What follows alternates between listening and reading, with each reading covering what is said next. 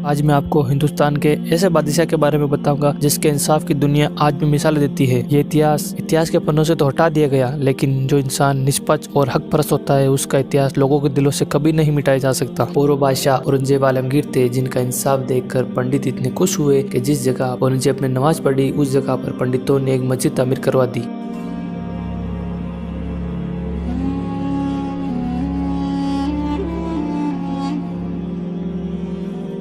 बनारस के काशी में एक पंडित रहता था। उस पंडित का नाम पंडित लालाराम काशी था और उसकी बेटी का नाम शकुंतला था। शकुंतला इतनी खूबसूरत थी कि उसकी खूबसूरती के चर्चे पूरे बनारस में हुआ करते थे। बनारस में एक नया सेनापति भेजा गया। वो सेनापति इतना जालिम और अपनी हवस मिटाने के लिए किसी भी हद तक चला जाया करता था। जब उस सेनापति को पता चला कि बनारस में एक बहुत ही खूबसूरत लड़की है, उस लड़की का नाम शकुंतला है, और शकुंतला की खूबसूरती के बारे में सुनकर सेनापति अपने होश को बैठा। फिर सेनापति ने पंडित को महल में बुलाने के लिए अपने कुछ लोगों को भेजा। फिर सेनापति ने पंडित से कहा, तेरी बेटी की डोली 7 दिन के अंदर मेरे महल में भेज देना। फिर पंडित ने कहा, अगर मैं नहीं भेजूं तो? सेनापति ने कहा, अगर तेरी बेटी की डोली 7 दिन में मेरे महल में नहीं पहुंची तो मैं तुम सबको सजा दूंगा और तेरी बेटी को जबरदस्ती महल में लेकर आ जाऊंगा। पंडित बहुत डर गया था और घबरा गया था। फिर वो अपने घर चला गया और उस सेनापति ने शकुंतला को अपनी हवस का शिकार बनाना चाहा। क्योंकि पंडित के पास और वो रास्ता नहीं था तो पंडित ने अपनी बेटी से कहा, बेटी, सेनापति ने कहा तेरी बेटी की डोली 7 दिन में सजा कर मेरे महल में भेज देना। फिर शकुंतला, पंडित की बेटी, बहुत ही होशियार और पढ़ी लिखी थी। उसने कहा, आप सेनापति से 1 महीने का वक्त मांग लीजिए, 1 महीने में कोई ना कोई रास्ता जरूर निकल जाएगा। फिर पंडित ने अपनी बेटी की बात सुनी।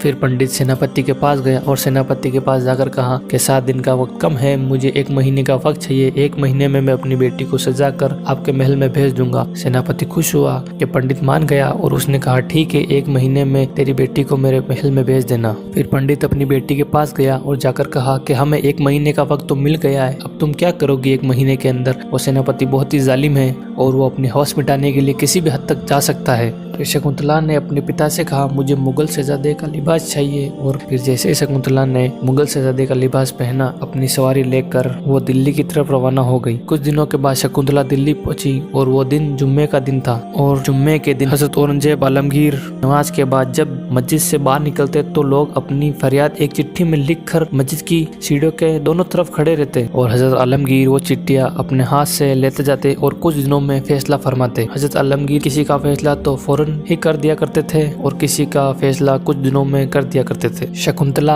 एक मुगल शहजादे के लिबास में थी और उसके चेहरे पर निकाब था। जब उसके हाथ से चिट्ठी लेने की बारी आई तो हजरत आलमगीर ने अपने हाथ पर एक कपड़ा डाल लिया। तो शकुंतला बोली, महाराज, मेरे साथ यह नाइंसाफी क्यों? सब लोगों से तो आपने सीधी तरीके से चिट्ठी ली, जब मेरी बारी आई तो आपने हाथ पे कपड़ा डाल लिया। फिर हजरत आलमगीर ने फरमाया, इसे मेरे महल में भेज दो। हजरत आलमगीर ने फरमाया, बेटी, हमारे इस्लाम में गैर महरम पराई औरत को हाथ लगाना भी हराम है और बेटी, मैं जानता हूँ तू लड़का नहीं लड़की है। फिर हजरत आलमगीर ने शकुंतला को चादर दिया और कहा, बेटी, इसे अपने ऊपर डाल लो। शकुंतला ने कहा, महाराज, मुझे पता था एक सच्चा मुसलमान औरतों की हिफाजत करता है। शकुंतला ने अपनी फरियाद सुनाई और कहा, महाराज, कोतवाल सेनापति इतना जालिम है, वो अपनी हवस के लालच में आकर किसी भी हद तक जा सकता है और उसने मुझे 1 महीने की मोहलत दी और कहा 1 महीने में तेरी डोली मेरे महल के अंदर होनी चाहिए। और शकुंतला रोने लगी और रो रो कर अपनी फरियाद सुना रही थी। और बादशाह हजरत औरंगजेब आलमगीर ने उससे कहा, बेटी, तू लौट जा, तेरी डोली सेनापति के महल में पहुंच जाएगी अपने वक्त पर। शकुंतला सोच में पड़ गई, ये क्या हो रहा है।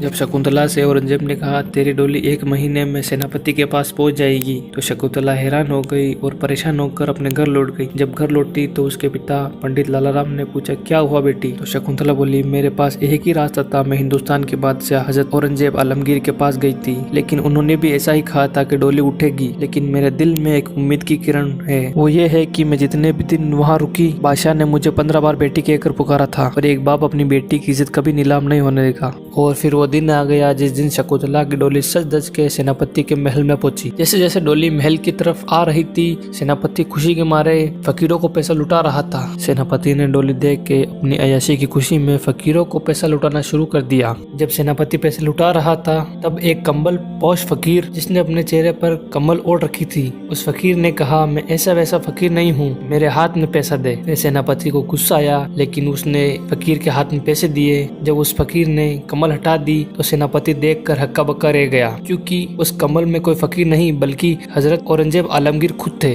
और सेनापति औरंगजेब को देखकर इतना घबरा गया और सोच में पड़ गया कि औरंगजेब तक बात कैसे पहुंची।